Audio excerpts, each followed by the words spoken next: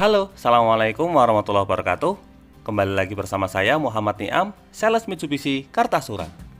Pada video kali ini kami akan membagikan informasi seputar fitur yang ada pada head unit mobil Mitsubishi Pajero Sport tipe Dakar Ultimate. Apa saja fitur yang ada di dalamnya, dan adakah perbedaan dengan Pajero Sport tipe Dakar biasa? Nah, untuk lebih jelasnya, simak video ini sampai selesai. Tapi sebelumnya jangan lupa klik like pada video ini, tekan tombol subscribe, dan nyalakan belnya untuk mendapatkan notifikasi terbaru seputar mobil Mitsubishi Pajero Sport.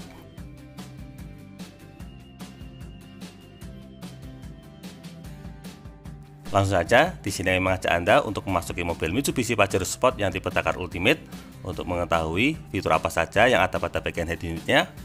Ketika mobil pertama kali dinyalakan, di sini langsung muncul notifikasi mengenai informasi keselamatan berkendara. Informasi ini memastikan bahwa Anda selama berkendara tidak menggunakan head unit, karena ini akan sangat berpengaruh pada masalah keselamatan. Untuk tampilannya, kita secara default diarahkan ke tampilan radio. Tapi untuk mengetahui fitur lainnya, pertama kita tekan tombol home yang ada di sebelah kanan head unit. Nah, di sini muncul berbagai informasi fitur. Pertama, ada radio seperti yang tadi. Yang kedua, ada fitur audio player. Ketika kita pilih audio ini, di sini muncul beberapa pilihan, ada USB 1, USB kedua. Lalu yang ketiga ada pilihan Bluetooth audio. Nah, dan yang keempat ada pilihan slot aux. Untuk slot USB pertama terletak menempel pada bagian head unit. Nah, ini adalah slot untuk USB pertama. Untuk slot USB yang kedua, jika di mobil Mitsubishi Xpander biasanya terletak di dalam glove box. Tetapi untuk mobil Mitsubishi Pajero Sport ini agak sedikit berbeda, karena untuk slot USB keduanya terletak di bawah dashboard. Bedanya, untuk slot USB yang pertama bisa digunakan untuk audio dan video, tetapi untuk slot USB yang kedua yang terletak di bawah sini hanya bisa digunakan untuk audio. Nah, untuk slot USB yang keduanya terletak di bawah dashboard, tepatnya di dekat transmisi. Lanjut yang ketiga, di sini ada pilihan Bluetooth audio, sehingga kita bisa menyalakan musik melalui fitur Bluetooth. Untuk fitur Bluetooth ini, pengoperasiannya sangat mudah. Kita tinggal mengkoneksikan antara smartphone dengan bagian head unit. Dan yang keempat ada kabel aux. Di sini kita tinggal mencolokkan kabel aux antara smartphone dengan bagian aux yang slotnya terletak di sebelah kanan head unit. Bentuknya lingkaran. Ini biasanya menggunakan kabel berukuran 3,5 mm. Masing-masing pilihan, mulai dari USB, kemudian Bluetooth, dan juga aux, memiliki kelebihan dan kelemahan masing-masing.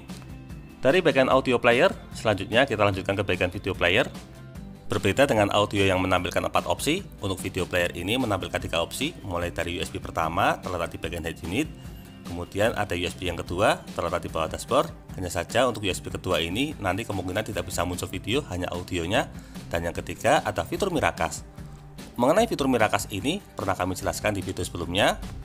Sekarang kita lanjut dulu ke fitur berikutnya, ada fitur telepon.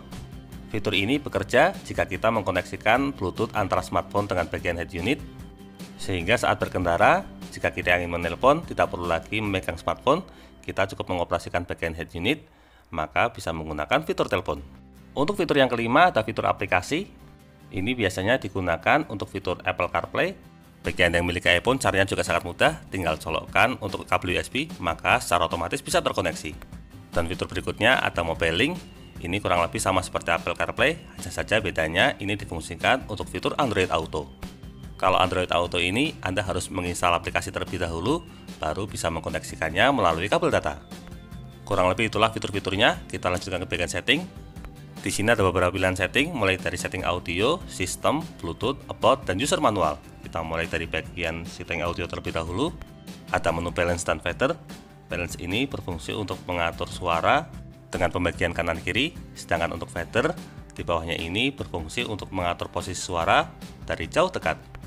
Misalnya kita ingin memposisikan posisi sound seperti berada di belakang mobil, maka tinggal kita arahkan ke rear. Untuk settingan berikutnya ada equalizer. Nah, equalizer ini berfungsi untuk mengatur efek suara. Ada banyak efek yang bisa dihasilkan, mulai dari pop, klasik, jazz. Selain itu, di sini juga bisa diatur loudness dan juga pengaturan equalizer secara custom. Selain setting bagian audio, setting berikutnya adalah setting sistem. Yang pertama, kita bisa mengatur bagian display, mulai dari kecerahan cahaya, kemudian tingkat kontrasnya, kita bisa atur sesuai yang kita inginkan. Untuk mengembalikan ke posisi semula, tinggal tekan reset. Atau jika ingin posisi normal, maka tinggal kita posisikan tengah kembali. Berikutnya ada setting tanggal dan waktu. Di sini ada pengaturan mulai dari settingan jam.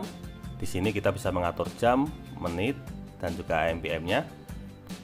Selain jam, kita juga bisa mengatur tanggal. Untuk settingan tanggalnya juga sangat mudah, dan di bagian bawah terdapat pengaturan time zone. Dan untuk yang ketiga ada setting general. Di setting general ini kita bisa mengatur beep atau bunyi yang ada pada bagian head unit.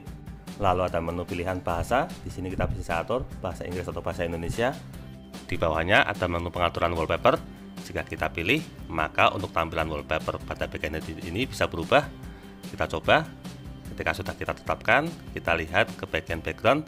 Nah, di sini bisa kita lihat untuk tampilan belakangnya sudah berubah. Dan terakhir, di sini terdapat menu reset system. Ini berfungsi jika kita ingin mengembalikan ke menu pengaturan semula. Tapi sementara kita batalkan terlebih dahulu saja. Kita kembali. Nah, berikutnya ada pengaturan Bluetooth. Di sini ada menu pengaturan on off, kemudian tambahkan perangkat. Dan yang ketiga, di sini juga terdapat pengaturan audio. Ini biasanya bisa diatur ketika Bluetooth-nya sudah terkoneksi. Lanjut berikutnya, di sini ada informasi tentang. Ini adalah informasi mengenai spesifikasi head unit. Ada detail software, model, perangkat lunak, dan berbagai spek lainnya. Dan terakhir, di sini ada panduan. Di sini Anda bisa men-scan barcode untuk mengetahui panduan penggunaan head unit. Kembali ke posisi awal, di sini juga ada pengaturan pencahayaan, ada cahaya siang, malam, dan juga pengaturan otomatis. Ini berfungsi untuk mengatur redup terang. Di sebelah kanan ada menu voice command, tapi syaratnya harus terkoneksi Bluetooth. Untuk bagian atas ada pilihan home untuk menampilkan tampilan utama. Lanjut ke sebelah kiri, di sini ada mute untuk mematikan musik. Lalu ada menu besar kecil volume. Sekarang kita coba mengoperasikan head unit dengan menggunakan slot USB. Di USB ini terdapat beberapa video. Misalnya kita sedang mengajak anak dan berencana untuk mengaktifkan video. Pertama kita masukkan USB ke slot yang pertama. Berikutnya kita tekan, misalnya kita ingin melihat video. Kita cari sumbernya. Untuk USB 2 kosong, karena memang untuk bagian slot USB kedua ini tidak ada flash disk. Pilihannya ada di slot USB yang pertama. Selanjutnya tinggal kita pilih video yang diinginkan. Misalnya kita ingin melihat video tentang mobil expander. Ketika dipilih, maka secara otomatis videonya bisa berjalan. Nah, untuk mode pengoperasionalnya sangat mudah sekali, bukan? Fitur ini sangat bermanfaat terutama bagi Anda yang mengajak anak-anak, karena dengan menyetel video anak Anda menjadi tidak mudah jenuh selama perjalanan. Jika ingin kembali ke halaman pertama, juga caranya sangat mudah, tinggal kita kembalikan ke posisi semula. Jika ingin mengganti video, tinggal kita klik ini, nanti tinggal kita pilih video yang diinginkan. Sekarang semuanya menjadi serba mudah. Tetapi untuk bagian video ini, jika kita mengaktifkan posisi mundur, maka secara otomatis tampilannya akan berubah menjadi kamera belakang. Tetapi untuk suara audionya masih tetap berfungsi.